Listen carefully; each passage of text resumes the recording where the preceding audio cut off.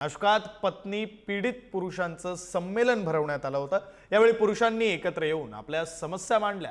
आम्हाला न्याय मिळावा अशी मागणी देखील अनेक पुरुषांनी केली आहे। पुरुष स्वाभिमानी फाउंडेशन तर्फे या संमेलनाचं आयोजन करण्यात आलं। तर यंदा या पत्नी पीडित पुरुषांच्या मेळाव्याचं दुसरं वर्ष आहे।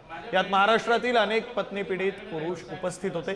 त्यांना मानसिक आणि कायदेशीर सल्ला देण्याचं काम देखील या ठिकाणी करण्यात आलं।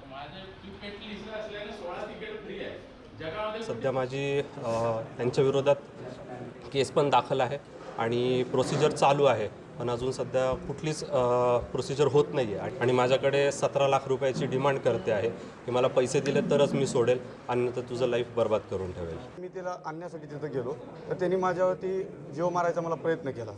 तर तसंच मी तिथं पोलीस स्टेशनला तिथं मी FIR पण तिथं दाखल केली आणि त्या कारणावरून माझ्यावरती 354 त्याने गुन्हा नोंद केला, माझ्यासंग छेडखानी केली म्हणून। आणि त्यात मी 9 महिने त्यांच्यापासून दूर होतो, गावी होतो माझ्या। स्त्रियांच्या बाजूने असणाऱ्या कायद्यांचा वापरापेक्षा गैरवापर जास्त वाढलेला आहे आणि त्या गैरवापरामुळे पुरुष मोठ्या प्रमाणात आत्महत्या करताय।